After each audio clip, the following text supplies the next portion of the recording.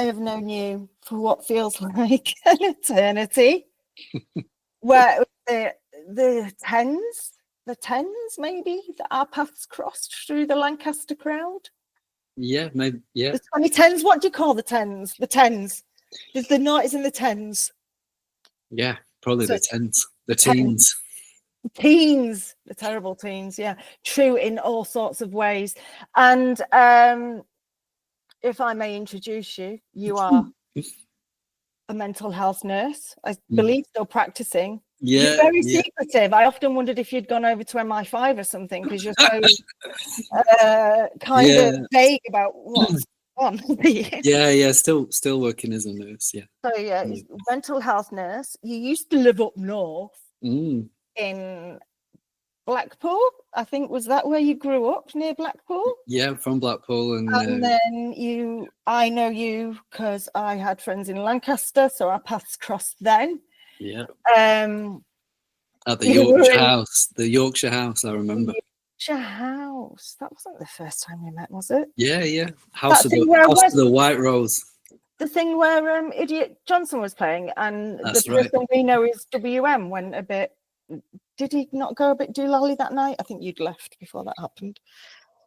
The late great Wesley Martin. The late great Wes Martin. He was there, and there was it was an Idiot Johnson gig at the Yorkshire House. It was an Idiot Johnson gig at the Yorkshire House.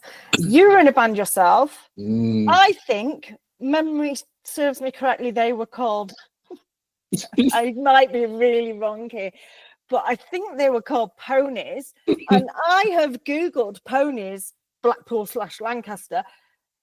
Fuck all comes up for them. They don't even have a Wikipedia page. The weird Google results on YouTube that I got for Ponies Lancaster, even Steve Coogan and Bob Mortimer on Jonathan Ross came up with that search term before anything to do with your band did. In fact, nothing to do with your band came up. That's quite so nice. I can only assume you've wiped it all from existence. Or that there just wasn't a lot to begin with, I'll be honest with you. Like, there just wasn't. But you're right, yeah. That was the now name. Who's doing themselves a disservice? Well, but sincerely, there just wasn't. Like, it wasn't like time was relevant as well. Like, it was what I don't think I even had I was terrible when I did play music with people like Idiot Johnson and Wes in Lancaster. Yeah. I was very rarely on things like Twitter or so there wasn't much. I think everything was just a YouTube thing. I didn't have much of an internet presence then. And from what I remember, when you did pop on Twitter, your tweets were so irreverent and nonsensical that anyone following you thinking, here's a cool musician, rock star, they'd have been like, I'm not going to say what your username on Twitter was, but I remember it very well.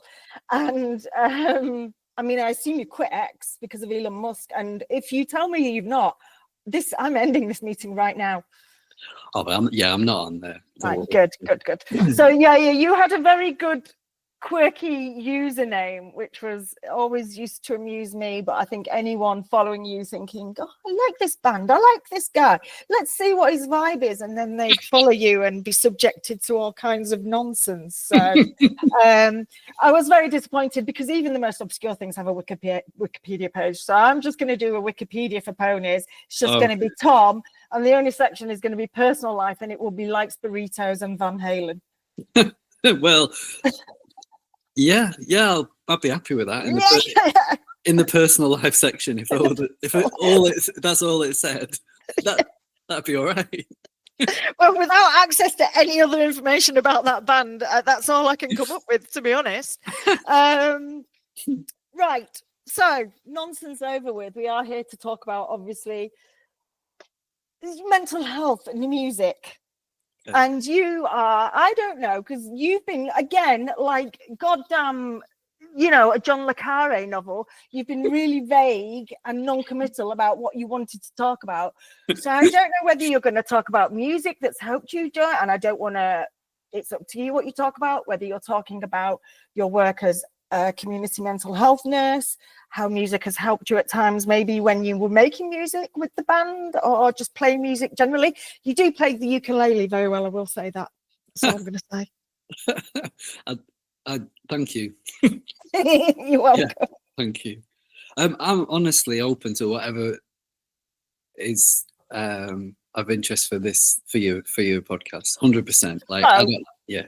First of all, I think that I know some things. I wouldn't presume to know everything, but reading between the lines, I presume, or I have picked up on the fact that there have been times in your life that have been challenging, maybe with your own emotional and mental health.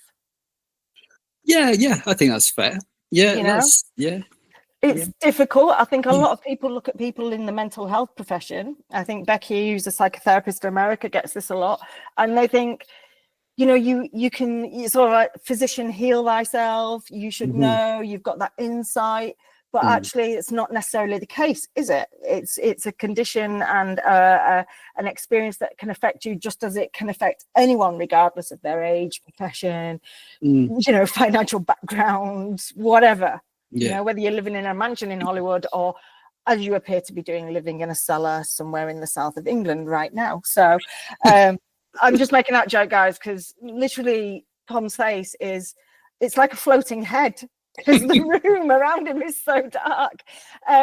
So if you'd like to talk about that, if you've got music, please don't say it's Jump by Van Halen. Oh yeah, I would say every time I put it on, my troubles just vanish. Oh my god, the serotonin boost from that song. I do love it, but like I can't just off the top of my head connect it to any mental health experience that I just can't. But I love that song. But I know you do. Has there been a time that a particular piece of music or tracks, plural, have helped you through a challenging time? I mentioned this to you because I knew the Van Halen thing was a bit of a I don't know, like maybe there was maybe a fear or an expectation that that's where it was going to go, and it feels like I'm being flippant if I say, yeah. So I love a song by David Lee Roth, who was famously in Van Halen. Yeah. Called Just Like Paradise, and it's very bombastic, and it's as bombastic's probably the word that comes to mind for it. But I get very emotional listening to it, and I have to laugh when I catch myself. But it's because of how it was a mode of exchange between me and someone that I was very, very close to, very dear to, a friend who died around just short of 10 years ago now, and someone that I'd grown up with, someone I had a lot of life with, and he had his share of mental health related needs, I guess, or experiences, challenges, and I was involved in those with him to some extent. I wasn't, I should say I'm a nurse. I wasn't.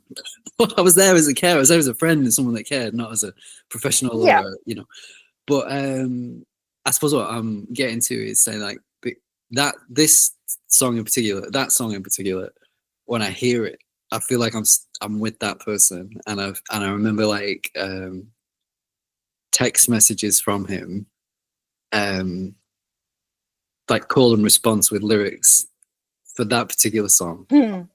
And it's just like still traveling with him every time I hear it, as that has this miraculous kind of ability to, like, help bring him into the into the room, or wherever. Help bring his energy towards you. Yeah. And he was someone that had a very bombastic energy, a very erratic energy, a very like moment to moment, in the moment energy that the song seems to just chase, and I just love hearing it, and every time I hear it. So in terms of whether it helped me, a song or a piece of music that helps with a difficult period, grieving him was hard as hell. It was just horrible, and it took a lot out of me and the people that were close to him, I think. And the song, I heard it. I can't remember what it was. I was like, it came on, and I just did. I just had this. It was more like it sounds corny, but like a joyful set of feelings, not just not sad or remorseful or actually just it just felt like a way of continuing with him, you know. So it still does, like when I hear it. So I love that song, even though it is Van Halen adjacent, and I don't know whether you'll forgive me for that, but like that is a piece of music that like in terms of a link to like mental health or life experience, like I love going to that if I'm feeling like a little bit like, oh, I'm missing this person, or I feel like he's not still in my life. Then hearing that, it's just like, yeah, he's still around, you know. I think that's a beautiful thing, though. That's a beautiful thing to be able to remember him like that and not feel melancholy. Yeah, exactly. You just feel a bit of that energy that he had, and that is in the world in other forms, if you like. And I just recognize it in in David Lee Roth, and then in that whole genre that it was very big part of this person's life. You know, I'd get like I don't know whether you ever listen to Planet Rock Radio. Do you know me at all? You know that I'm quite. It's been a while since you might have taste, but things might have changed. You know, you might have been. You know, everything changes. You might have got there, but anyway. No, I'm more seeking into Radio 2 these days than I am into. No, that's an actual lie. I take that back. Please, no one believe that. I mention it because it's like, this person used to listen to it, and we'd get a lot of text exchanges between us if we were listening, you know, just like lyrics and things. So that whole genre of like, I don't know, hard rock or like rock, hair metal, whatever, you know, all that kind of stuff. Pop metal, isn't it? Has a lot of energy that I you know, connect with that person. And I find that very like energizing or whatever, or very like uplifting, or it's cool.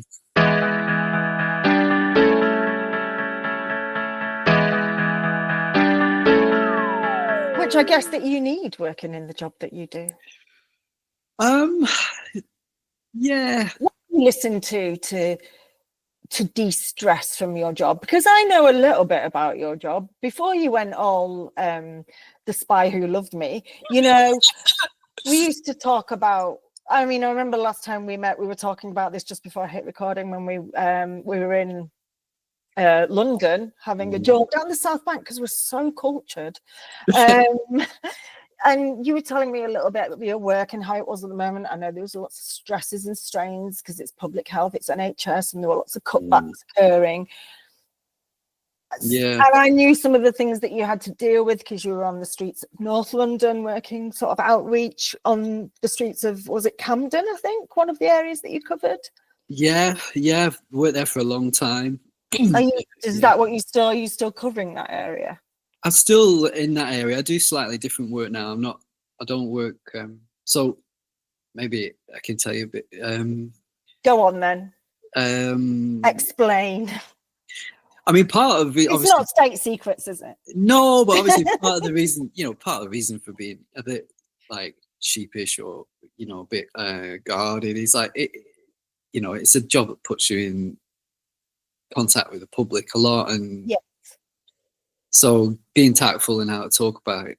You know, don't obviously use sometimes it's patient example. Oh yeah, of course not. But don't worry, you're good. But like even talking about it, you know, you're aware that like it can be easily, it can get quite politicized quite quickly, and so being mindful of like that. I think the thing that I worry about as well is that because I've got quite a dry sense of humor, and I said it in the last episode, one of the ways I certainly dealt with my own mental health, I can be very acerbic about it and my experience. And I do think it's really, really important to shine that. I'm holding up, guys, a pen with a pineapple head on top of it, and it represents a light, a beacon of light in the dark of clinical depression, which is what my, I guess, humor is for me because I still wobble from time to time. It's not like I had that thing back in 2017 and now I'm like, oh, good. You know, it's very much up and down. So being able to deal with it acerbically, but I also have always been quite conscious, especially as soon as like taking this into a podcast form, I don't want to insult people. I don't want to invalidate people's experiences, because I understand how serious and how challenging it can be. I've been there and done that. So I understand what you mean about trying to talk about it mindfully and with tact and things. I think it is okay to laugh as well. Yeah, exactly. I loved I love the way you put your story across, and like I think people being genuine and real, in my experience, has been really helpful. For lessening that sense of like isolation with what you're going through and things like that. Because that's the thing, when you are struggling with your mental health, you feel very much alone. And you feel like you're the only person that is going through it in the world, when the reality is 2 doors down that Bob could be going through exactly the same thing. Bob is not a real person. He's not my real next door, but not one neighbor, guys.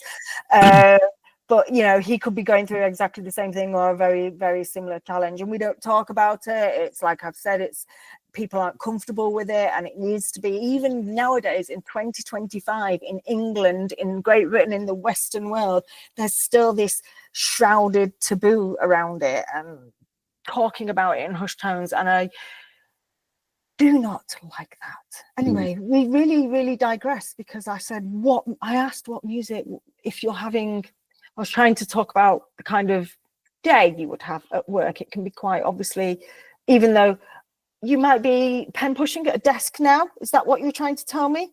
No. No, I was just going to say, like, when we spoke last, most of my work since I left the Northwest has been in homeless healthcare. Yeah. But that's that just seems to be part of healthcare now. I've been like slightly facetious there, but like, there's a specific sector, of work and of there's an industry of homelessness as well as homelessness as a public health problem. But I've left that specific homeless jobs not last year, actually. Well, maybe the year before, and then but increasingly found that like any nursing job I've done really is put me in touch with people that are facing housing problems, homeless problems, like a massive part of what people are going through in the stuff that I've done my working life. But it was going the long way around telling you that, like, yes, I'm still in North London and still working with people with mental health related needs, not necessarily homeless specific anymore. But yeah, it's NHS work, and it's often very busy and very overstretched, very fraught. So yeah, there is a lot of stress for everybody, I think. So you come home, it's been a really stressful day. I know what time you go to bed. You told me. I'm not going to disclose that on I can say I love if I'm in bed by 9, living the dream. Yeah, that's brilliant. If I can achieve that, I'm happy. I'm sat in bed happy, sleep, getting ready to go to bed happy. But so what? You're winding down for the day, and it's been a particularly challenging day, a particularly stressful day. You're going to put music on. You might not always put music on, I realize this, but in this particular instance, you're putting music on. Yeah. Don't bloody well say Van Halen. No, I'm not having it twice. I might have mentioned this to you when we were talking about the your podcast and the just the premise, the songs that have saved us and stuff, and the way that like I think I mood match. I don't know about you, but I think I find a mood rather than like it's more around moods and feelings that I kind of. So sometimes if I'm coming home and I'm furious or angry or like full of rage, I might match that with something to. What's that then?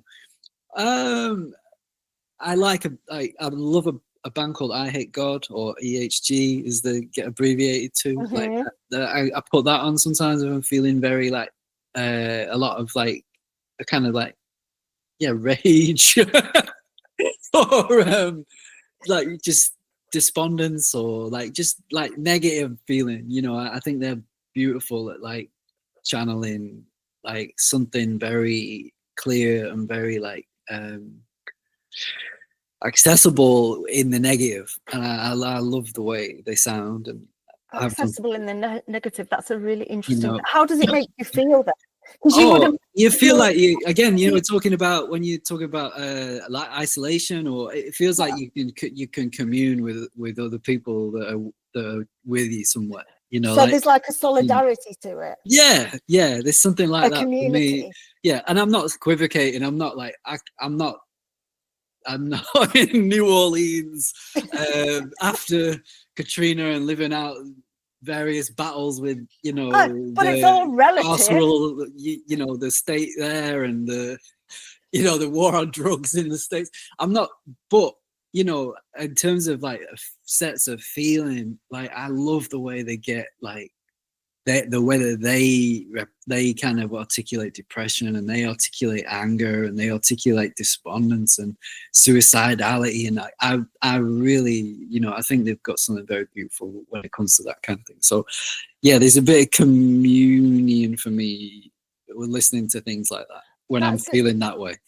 It's good, because I often think it's kind of like a contradiction that, and I often thought this around emo music in terms of, you know, like MCR, because my eldest daughter was like a big emo, and she went through the whole, you know, she'll hate this, but she went through the whole, you know, striped eyeliner down the cheeks, vomiting vodka everywhere into gutters, crying, you know, having a massive crush on Gerard Way. And at the time, even though I actually loved My Chemical Romance, and I really like their music, I guess I was a bit more separated from the actual emotional kind of feeling side of it. And so her relationship with it, I viewed it as, you shouldn't be listening to this. You shouldn't be listening to Black Veil Brides singing things about the mortician's daughter and stuff like that. It's just making you feel more sad. It's making you feel more depressed. Okay. I didn't really get it at the time. You know, I didn't really like what you've just said, this solidarity. There's that community, that sense of connection and support in it, and it kind of wraps you in that hug and makes you feel better. And that's what she was getting from it. But while all I saw was this kind of distressed teenager looking pale and angsty all the time, listening to songs with terrible, sad titles, you know. Bless. So what was the worry, that it was kind of like taking things away rather than like adding things to, like making things worse, you know? Yeah, there was a draining of energy going on there. There was a draining of emotions. You know, I love Joy Division. I listen to Joy Division. Oh yeah. But when I listen to Joy Division, I feel a certain way. You know, that is probably quite melancholy, which is their music overall. And if Ian Curtis intended us all to sit around listening to his music feeling melancholy, then so be it. God love him.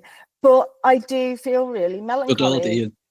Good old Ian. I do feel kind of down. It brings me down. It's like popping something that would bring me down. I don't know what that is, because I don't do drugs. I am a good girl. But that's what listening to Joy Division is like for me. Whereas, do you enjoy it? Is there a part of you that enjoys it? I love it. I love it. Yeah. I can appreciate the musicality of it, the production. You know, Martin Hannett. Again, love him. You know, I can get geeky about it, and I love how it sounds, but I cannot lie and say it doesn't affect my mood. If I sat down, would I sit down and listen to Joy Division when I was feeling happy? Do I ever feel happy? That's a really good question. That's something else we should address at another time, probably. But if I sat down, if I was feeling upbeat and I sat down and listened to Joy Division, would it bring me down? I don't think I've ever sat down happy and listened to Joy Division. So maybe I am mood matching. Who knows? Maybe. Subconsciously, you know. But I can go from, I mean, a specific example, I was sitting here feeling very down the other day, Might have been the other week, don't know. I'm not very good with time, concept of time. And the radio was on in the background and Shaka Khan came on, and all of a sudden I was up dancing and I felt like I was in a disco of my own making. But like 3 minutes earlier, I'd been kind of like, everything is terrible. I hate life. This is all going. I was probably having some problems with tech, something like that. So my mood can switch just like that. But I wouldn't have thought to put Shaka Khan or disco music on and try and force myself to dance. Okay, yeah. That would have probably felt like Joy Division. So it's interesting that you mood match. So if you feel melancholy, if you don't feel angry and rageful, I imagine you probably feel quite help a lot of the time, because I know you. Either really smiley or you're really angry, and there's probably not much in between. I'm trying to work on. I've put a lot into trying to shift some of that anger, and that's going all right. So sorry, I didn't mean to strip back a layer of the onion there. That's all right. Unofficial therapy session, I promise. Okay. If you were feeling melancholy, what would you listen to? Oh, I don't know. I heard a great. Was a mood matcher, so you know. Yeah, I had a great. I thought you might like this. I think I'm not even gonna. I think the band are called. Hang on a sec. I wrote this down because I've been going to this a lot, and I think it's lovely. But hang on, it might take me a minute. That's fine. I can edit this. Cool. I can do something with it. Oh shit! Hang on.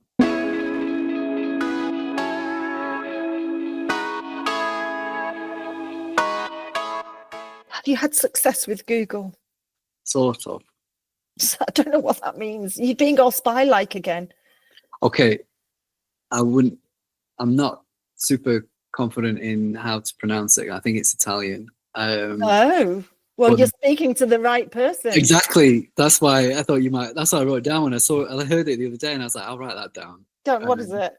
I think the actor called Verdena, and Verdena. I think it sounds like Sui Giakia. I am not sure how to pronounce it. I think it translates to on the glaciers. So it's SUI and then GHIACCIAI.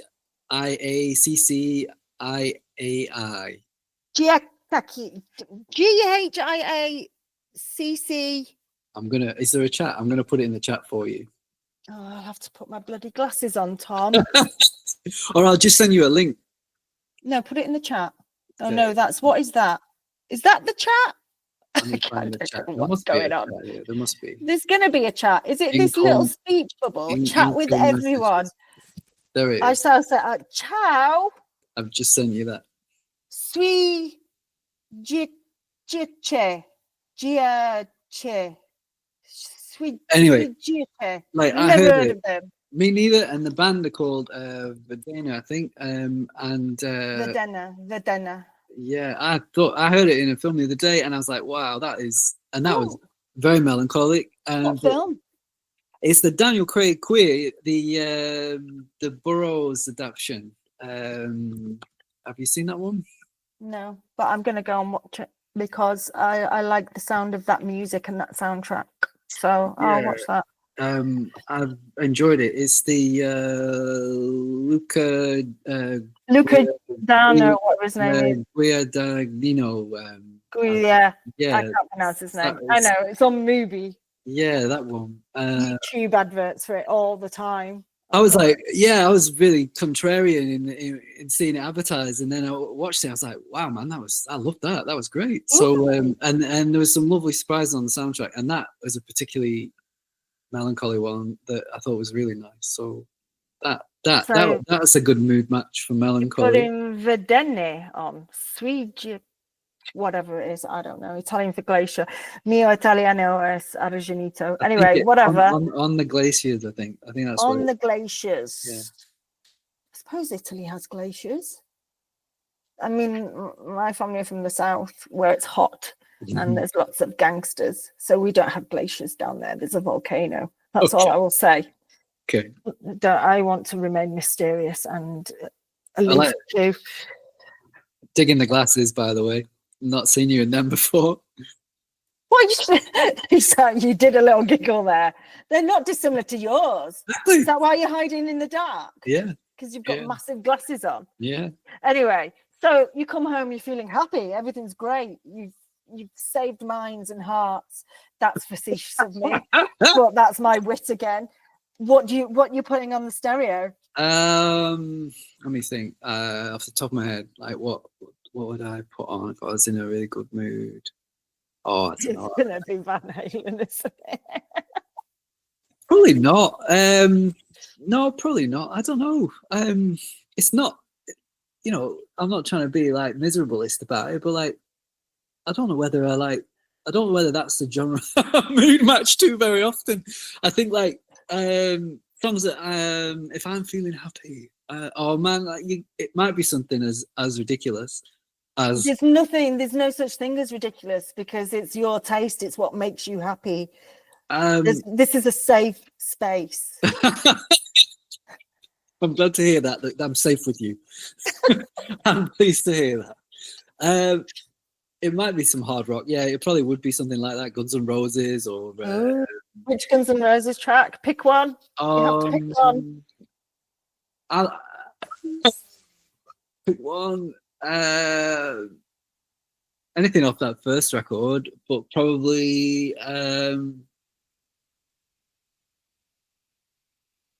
Oh, I don't know. I'm lying to you because when I think, would I listen to that when I was happy? I probably wouldn't. Oh my god!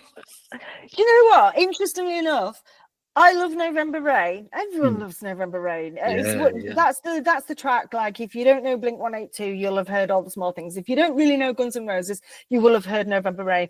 But it's a really melancholy track, but it really makes me happy and smile. It's a tune, isn't it? And the video is unforgettable. Oh, the video is quite something. Kids, if you're Gen Z, is that right? If any Gen Zs, I know from the analytics that I don't think that there are any Gen Zs listening to this. Although there is someone in Uganda and Kazakhstan, so I don't know. Maybe they'll have heard of November Rain. But you know, go and look it up on YouTube because the video is very theatrical. Oh, it's special. If nothing else, for Slash doing what Slash does. And what is, if memory serves me, a desert plain outside a clapboard church. Yeah. That is iconic. So anyway, back to your happy track. You don't get out of it that easily. I'm struggling for one, but give me a second. I'm trying to just think it through. Okay. I'm not trying to overthink it. I just want to know, like, what would I go to if I was like... Has there been a time lately you've come home from work and felt happy? No. It's work, come on. Kind of worms. Like, that's no snub for anyone that I meet in my working day. It's just the nature of work. It's the nature of your job, yeah. Well, just work generally. I don't. Okay, let me readjust the scenario. You've been down the South Bank. You've had a nice burrito. It's been a nice, pleasant day. You know, the boats are bobbing along the Thames. Yeah. You know, you come home, you're happy. What do you put on? I love Lou Reed. I love David Bowie. Of course. I'd probably put like just I'd probably pick a Bowie song maybe. Right, go on. Which one? You have to pick one. Pick a Bowie song. Let's go with "Strangers When We Meet." It's okay. It's fine. So to sum up, because I don't want to keep you too long, I know you have to be in bed in about an hour and 18 minutes, something like that. What does music mean to you? Given that you love music so much, given that you were in a band, and I know you may say not, but I've seen you play guitar. There was a YouTube video of you somewhere. It doesn't exist anymore. I think on a radio show. Do you remember that one? I do, yeah. Local Lancaster, radio. Yeah. And I've seen you playing instruments around, like in house parties. I think we're all too old for house parties. But you're a pretty accomplished musician. You will. I know you're going all bashful now. But given all of that and the job that you do and what you've experienced in your own personal life, what does music mean to you?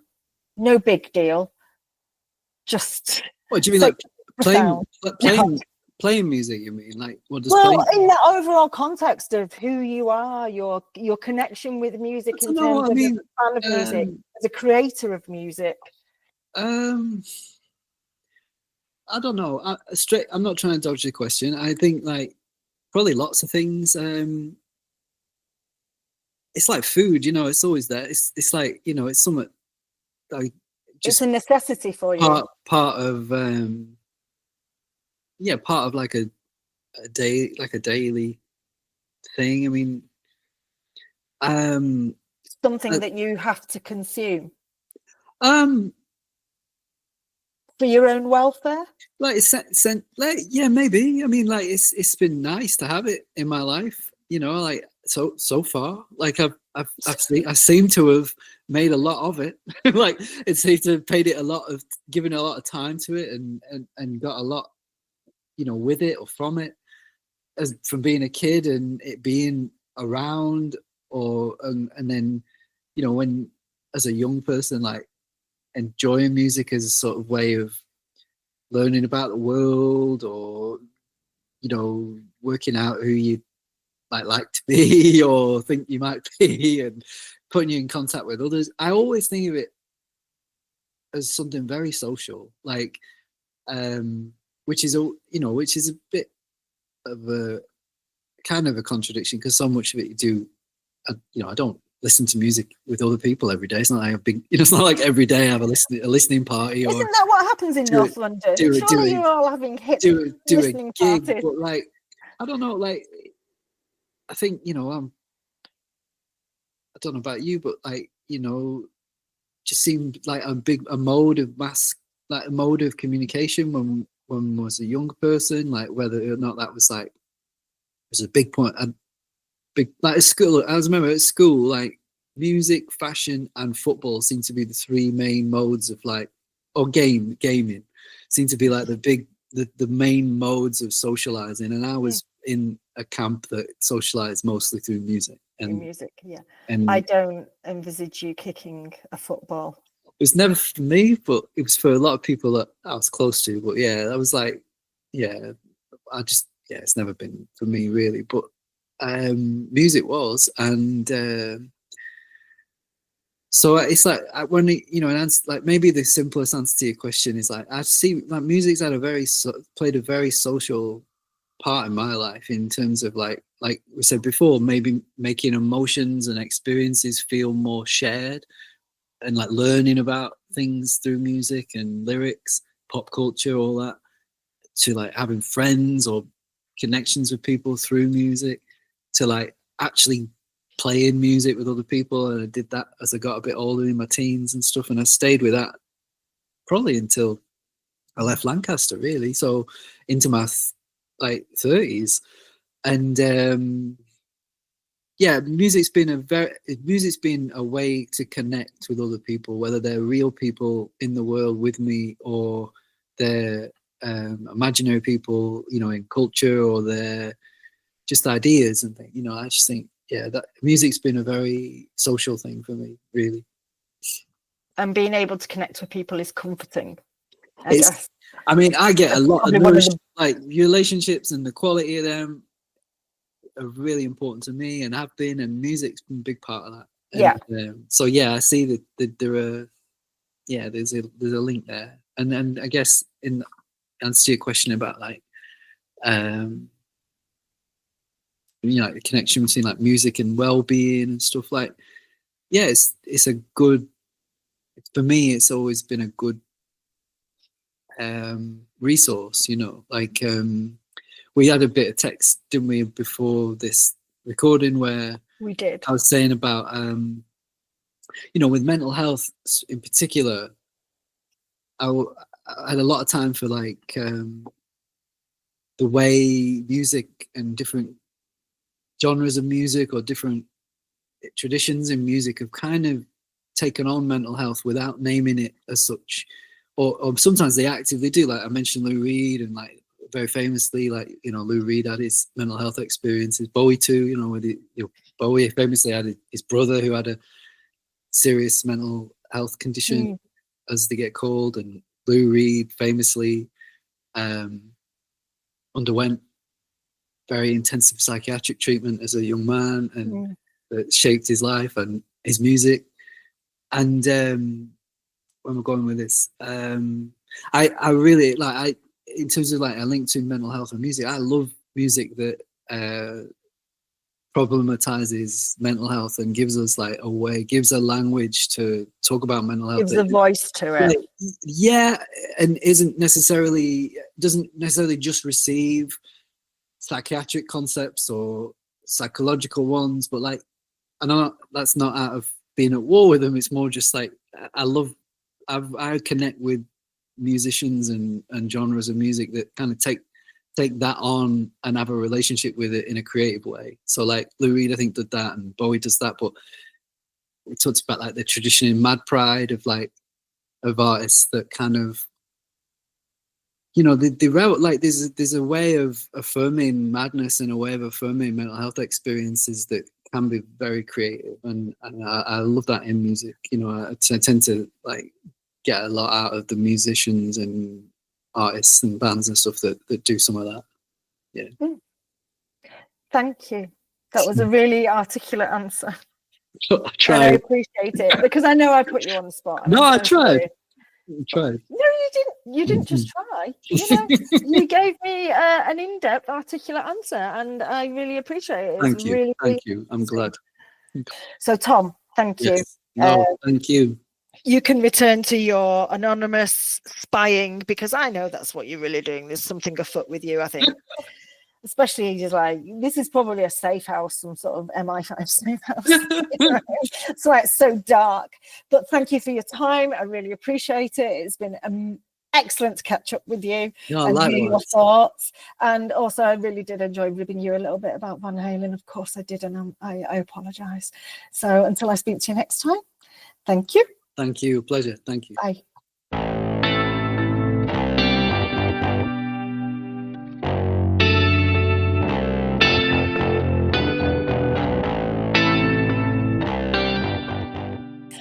Awesome. Hey, Becky, how are you?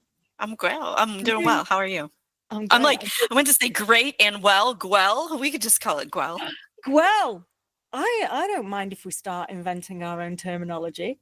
I mean, I'm already trying to get the Moomin things to take off, but we can throw in actual, you know, well, we can end up in Urban Dictionary, even though it's mostly full of smut. I've got Alpha Sigma language going on in my house, so I could easily be like, I'm fire. What is that? Is that like American for when the youth are saying things like it's lit?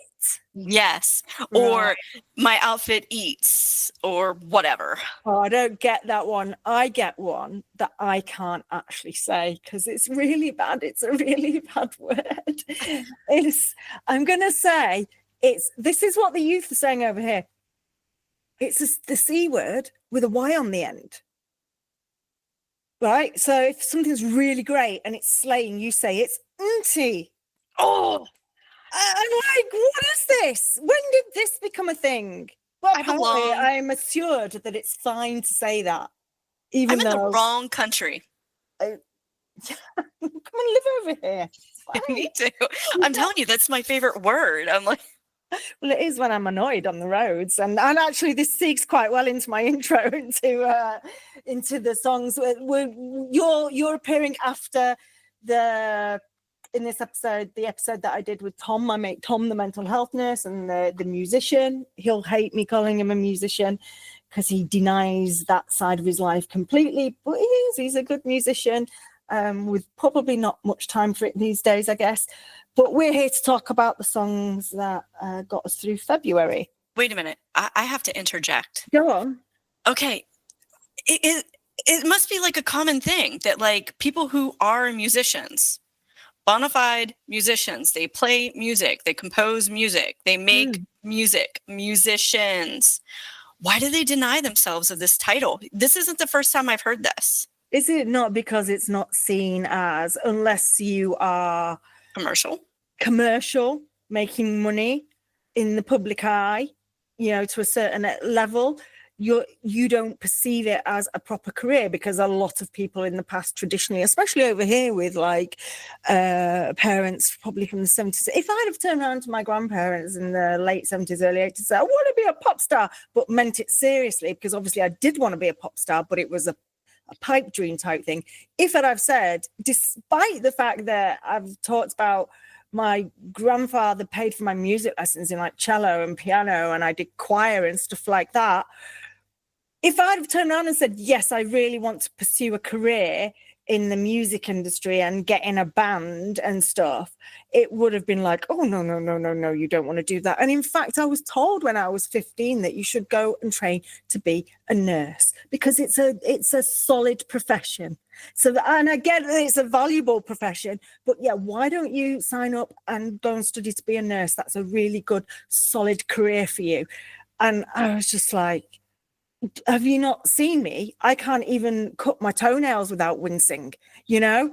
There's no way I'm going to be in a clinical environment tending to other people's wounds. What are you thinking about? Izzy, and I think that's the attitude, actually. And I think that's why people because Tom is, I don't know how old Tom is, late 30s, maybe he's past 40. He'll kill me if I get it wrong, so I'm sorry, T, if you are listening to, I know you're listening to this, you're one of the probably 4 people who listen to this on a regular basis, but he's probably of a generation that his parents were like, no, you've got to get a proper job. And I think that kind of is a thing that stays with you forever. I mean, even when I left uni and I was like a journalist, it wasn't seen in my family as a proper job. It was just like, she's pissing around. You know, she'll go off and train to be an accountant soon. Let her get it out of her system kind of attitude. And I think that's something that stays with you for quite some time. And I imagine that's why maybe a lot of musicians are like that. I don't know. Okay, 2 points. Yeah.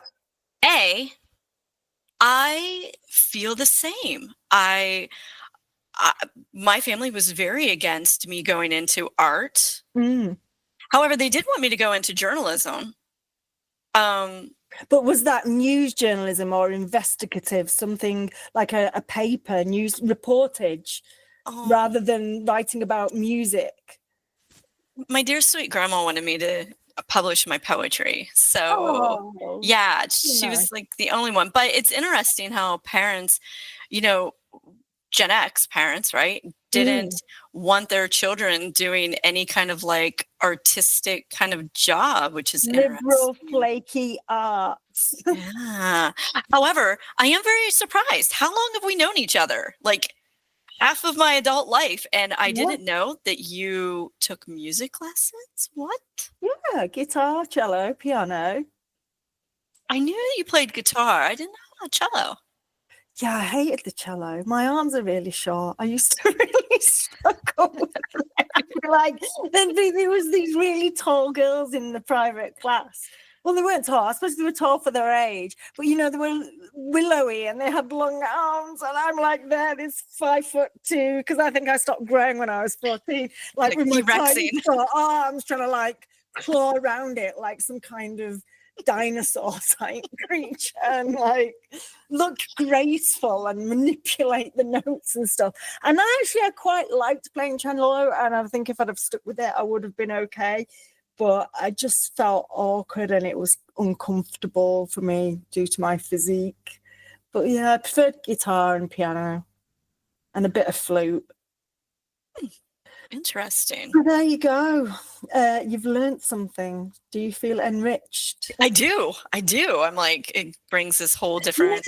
The other month, I actually had an obsession with buying a cello off eBay. I was going to buy a cello and just sit and see if I could like start playing cello again, because there's a piece of Bach music, because he did a lot of cello concertos that I really love. And I was like, yeah, I'm going to learn. I'm going to get a £200 cello off eBay, and I'm going to like, now I'm older and I've got more time because I don't go out partying all the time, I'm going to learn to play one of these Bach concertos, and then in a typical neurodivergent way, I forgot about it within 10 minutes of having stopped looking at the cellos on eBay. So, but I still might do it. Who knows? Why not? Absolutely.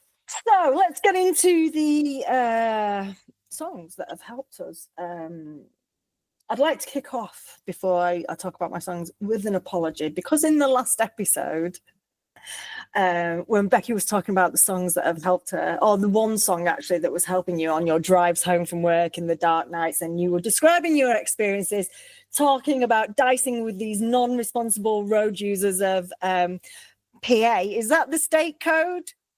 Because I just did that from memory. Yeah. I did not verify it on Google, so that's fine.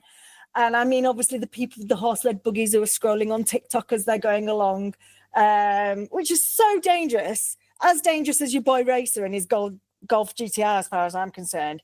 Probably more dangerous, because I think a horse is probably more unpredictable than a mid-range German hatchback. I don't know. But as you said, why is he on the phone? Why is he on the internet? Because that's not supposed to be, you know, in that particular community, they're not supposed to do that sort of thing. And there's so many questions about these illicit shenanigans. And my point was, he should be at home dealing with grain and building a barn. And I need to redact the grain comment, because actually, I don't know that they go and deal with grain a lot. I know that the Amish are big on building barns, so the barn comment stays. But the grain and barns go hand in hand, but I don't know really whether they're big into grain. So I'm redacting the grain comment. So I think you should keep it in. You should totally keep it in. I mean, they do. They deal with everything. I mean, they can even do plumbing and electrical work, even though they're not supposed to know. So. Yeah, because aren't all the... No, I don't want to say that. I was like, aren't all the barns gaslit? Are they supposed to have electricity? I know so little. I've never been in an Amish barn, in fact. I don't want to be saying anything else that I'm going to have to redact in the next episode. So let's just stop there. Okay, so it's funny as well, because I do these voice notes to remind me what I'm going to say, and then I send it to Google as a transcript. And if I don't title the voice note, the app gives it one by itself of what it thinks the title should be. So in my voice notes app, there's just this voice note from 3:53 today, Sunday in March, going Barns. That's all it is. The title is Barns, and it just really, really amused me. Anyway, as for my songs that have kept me through going through February, February for me seems to have just zoomed by, like, absolutely, where has the time gone? I know my day-to-day work life has been really, really busy, but even so, and I know it's a shorter month, but even so, it's like we're at the end of February and we're supposed to be doing the 3rd episode of the podcast. And I'm like, what the F, you know? And I feel like I'd literally done nothing but make a zillion voice notes that didn't really make any sense when it came to looking back over them. So I was willing spring to be a thing. I was so looking forward to sort of the tail end of February and March coming in. That spring is in the air. You get that sense and that smell that when the grass is starting to look a bit greener and a bit more verdant, the temperature is milder, the nights get lighter, the spring bulbs are popping up. But actually, over here in the UK, it's been miserable. It's been raining. It's been grey. It's been the kind of, most days have been the kind of half light day where the street lamps would still be on. Work was really getting me down, not in a stressy way, but I just kind of was struggling with motivation, and I felt in a bit of a rut and a funk. So getting up at 6 a.m. to go on the bus for an hour to go and do this work was like, ugh. So I the music very much for me has all been stuff about that's really like lifted me up and completely transported me away from that feeling. I've also been having a crisis of confidence. As you know, I've been doing all these little shorts for Instagram, and I'm really, I think I even said it in one of the reels, I'm really uncomfortable with being on camera. Like, it's not something that I'm used to. I think Tom earlier said, no, you seem really natural, blah, blah, blah, blah. And I'm like, I'm really not. I feel so awkward, and I just find it very...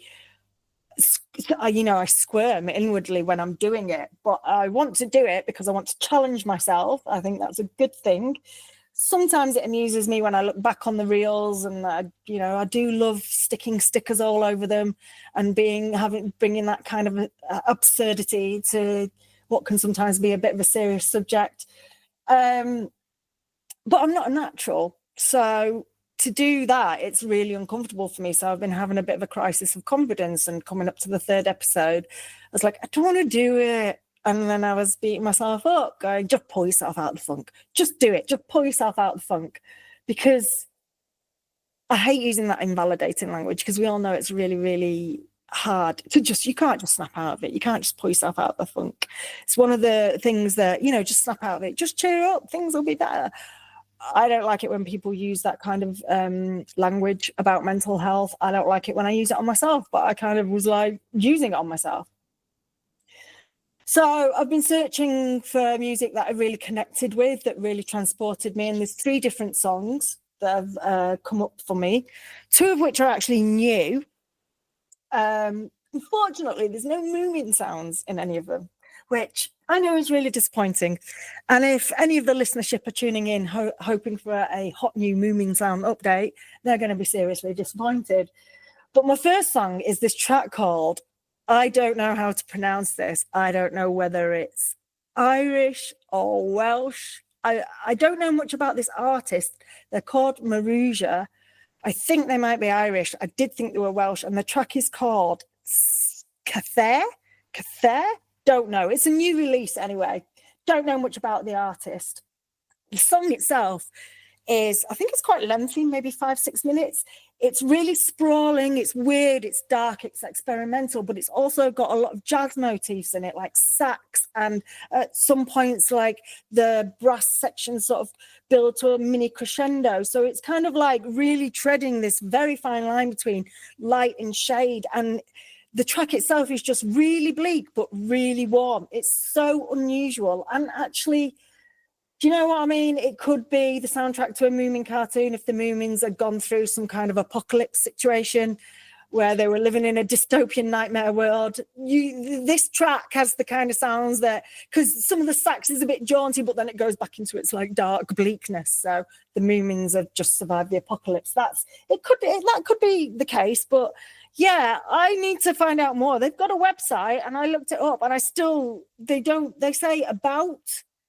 And then they say nothing about where they're from. It just says United Kingdom, which could be, but going off Cathair, it looks Welsh or Irish to me. So anyway, really loving that. I'll put it on the playlist, obviously, as we always do, along with Tom's tracks that he picked out earlier in this episode. My next one is an oldie and a golden classic. It is Shaka Khan, I Feel For You. I did an Insta reel about this as well, because literally I was sat at my desk one day and I was, like I said, I've been in a flunk, completely demotivated. I needed to get creative and get the juices flowing. And I was like, I can't do anything. I'm so useless, using all that invalidating language with myself. I mean, I felt actually really quite down, really quite sad, almost like, it was some tears. And the radio was on in the background, and Shaka Khan, I Feel For You came on. And then like instantly I was up dancing around the room, just from 0 to 60. And, I mentioned this actually earlier in the interview with Tom, that there was no kind of siege into it. I suddenly picked up and started bobbing along in my chair. It was just 1 minute I was sad, and the next minute I was up dancing as soon as this track came on, because I love this track. It's a track that I've got on various playlists. And that's exactly why music means so much to me and is so important, because it can just do that. It can change things on a dime. So that's been accompanying me on I make a bus commute playlist every month, midway through the month, of what I'm listening to and what's on repeat and what's really working for me. So that's been on the playlist. And then my third song, my last one, and I won't waffle on too much because I love this woman. I'm in love with this woman. That's a bit creepy. If this artist listens to this, I'm not in love with you. Ignore that I ever said that. There's an artist called Aurora. She's Norwegian. And I am sorry, but I am going to have to ask Phoebe Bridgers to abdicate the throne of magical music-making pixie queen that I'd pronounced her after watching her Glastonbury set a couple of years ago. She's going to have to get her ass off that throne, because Aurora is my new musical music-making pixie queen. She needs to take the throne for a while. Her latest album, What Happens to the Heart, came out at the end of 2024. I know of her, but I've not really listened to her a lot, and I didn't know. I probably knew she was Scandinavian, but I didn't know which part of Scandinavia she was from. But this album is amazing. It goes again a bit like the earlier track, Light and Shade. There's melancholy, but there's also some incredibly like poppy, uplifting tracks on there that you can dance around to, even though it's not. I would say it's not dance music. So this single, Some Type of Skin, has this banging, anthemic, uplifting chorus, and there's this mad version where she duets it with a Japanese artist who sings it in Japanese as well. And I just highly recommend it.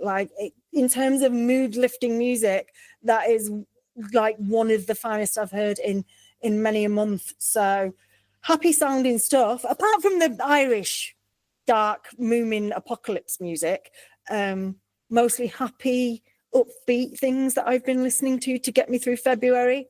And here we are in March. It's still freezing. It's still raining. But I'll talk more about that in the next episode. Your turn, my dear. Oh, I always feel a little violated when somebody's asking me what I'm listening to right now, especially if I haven't moved past it. It's like I'm jinxing myself or something, but whatever. This has been like a 5 to 6 week long obsession that I've been doing. Okay, I'm not gonna. I mean, most of it. I'll tell you what I do. I'm not going to say what platform because it's nobody's business, and if you don't know, you don't know. I mean, I'll tell you after, but I'm not going to let anybody else know. I say, "Hey Siri," I'm like, oh, Siri just popped on. I say, play the song "A la Nage" by UTO. A la Nage, UTO. So UTO is definitely a French band. Yeah. But then after the song, it goes on playing songs that are like UTO. Oh yeah, like the radio. Right. Radio, yeah. And I am in love with this. And I have chosen one platform versus another because the one just doesn't do it. The one just hits, So and there's like these two bands that keep coming up. One is called Social Dance, and they're from Marseille. Marseille. Mm-hmm. Anthony Bourdain loved Marseille, I don't know why I felt the need to say that. I miss him. we both love Anthony Bourdain, but goddamn, that man loved Marseille. I watched his episode recently. I know we're digressing. I watched Parts Unknown recently, the episode in Marseille, and it just made me want to go and live there, even though it's full of thieves. Yeah. No, sorry, Marseille. You're fine. There used to be a really awesome show that was filmed there. It was called Kane. It was a police officer in a wheelchair. I know that. Yeah. I like my French crime drama. So. Me too. But they have like a few cool songs. Like one is Parler, which is really good. And then there's like another band, and I didn't do enough research on it, but they're called Dopamoon, I think. Ooh. I don't know where they're from. Pretty sure they could be French. For sure European. I don't know. But and it just plays like all of these different, music genre of the same of UTO. And I just kind of hit, as I'm going. And it's the only thing that keeps me going for my 25-30 minute drive into work, especially when things feel super heavy. I need this uplifting music that I can bop around to and feel good about. And yeah. Dopamoon. Do you think that's a play on dopamine? Probably, for sure. They're from Paris. Je t'aime Paris. Did you just Google them? Yeah. I needed to know whether they were French. Okay, wait a minute. You can't ever break the streak of picking French bands now. That's it for the eternity of this podcast. You can't break the streak. I'm going to be disappointed. I'm so playing like podcast bingo. I'm so lame. They have so one song is called Chardon la Nuit. I love that one. Chardon la Nuit. Yeah. Another one is Heyyou du Soleil. Du Soleil. I don't know where the other one is. The other one is, I have no idea. But I can't get enough. It's constant, nonstop, and yeah, I'm kind of waiting for myself to get tired of this. I like to think of it as like you know how some people have like high functioning autism and And like they my high functioning ADHD, right, and I'm supposedly pretty high functioning. it's kind of like how some people will like eat a certain food for like weeks and weeks and weeks and weeks and weeks, and then they'll never touch it again. I feel like this is going to be like me for music. I'm gonna like listen to it like weeks and weeks and weeks and weeks and weeks, and then I'm never gonna listen to it again. So I do that. That is actually a thing. I do that. I'm still listening to that one English teacher track called "You Blister My Pain." Like my on repeat playlist on a certain platform that I choose to stream my music on hasn't changed in. It is changing because I've been listening to some new music, but there's still songs that I've been absolutely like hammering for months now. And I do that. And like you said, with food, there was one week, when I literally ate every night for tea. I had mushrooms, cherry tomatoes, spinach, and cheese on sourdough toast every night for tea. how many nights? And then I think it was like 10 nights in a row.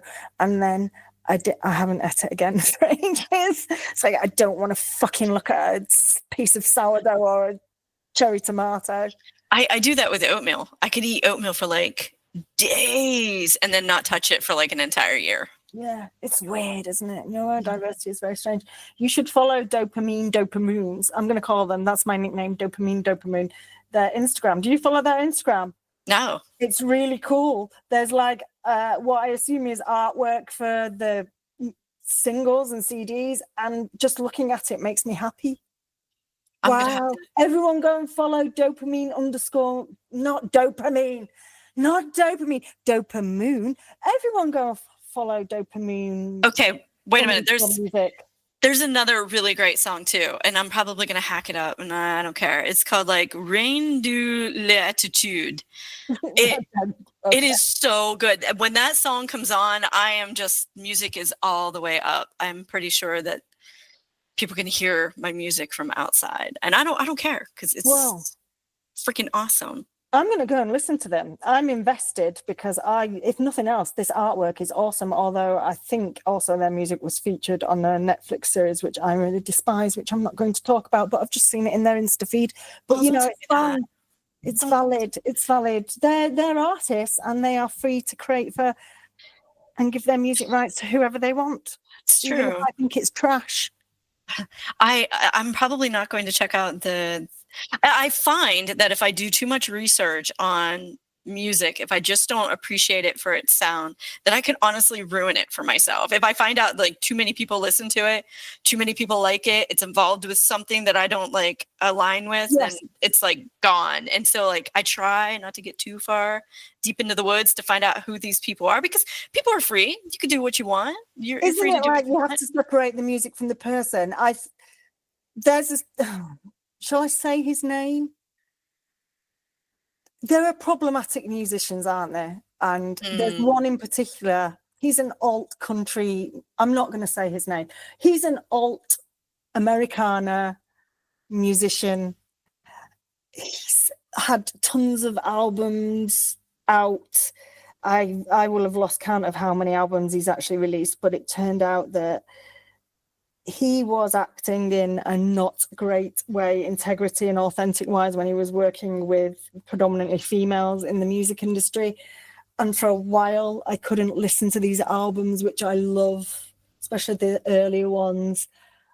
And I felt quite divided as to whether I should listen to him, whether I could separate the music from the man and the man's actions. I don't listen to him as much, I think, because it has affected me, but it's like I'm throwing out all my Neil Gaiman books.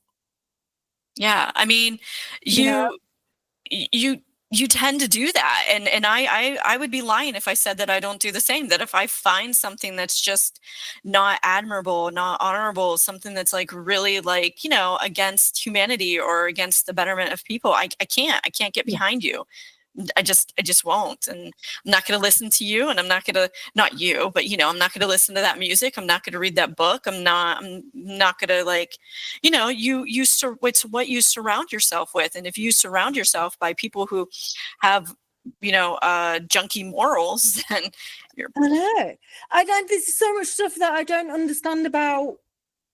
This really links into something that I've been really infuriated about lately. And I put it up on my personal Insta, and I had to take it down because I got a lot of abuse for it.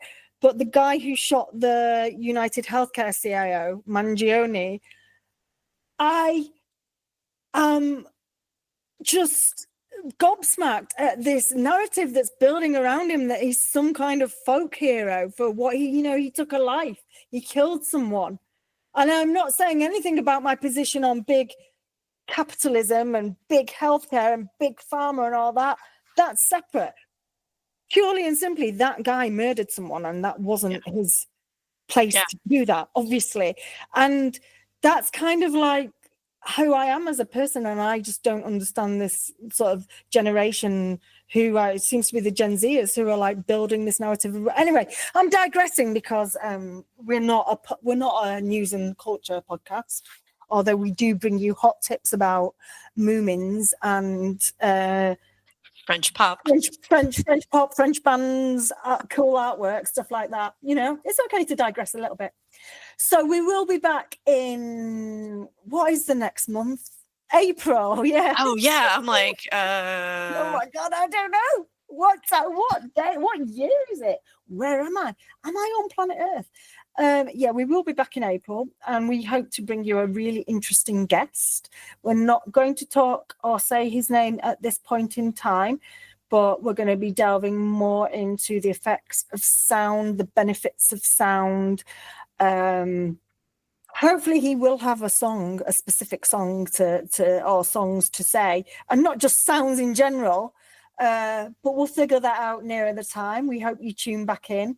We hope you're getting something of value from it. We hope that you email us with your feedback.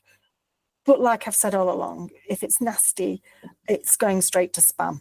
So spam it is. I wonder what spam is in French. I bet spam sounds a lot. Junk. It sounds so much more romantic. It could be Italians, Justino. Yeah. So we bid you adieu, ciao, arrivederci, and we'll speak to you next time.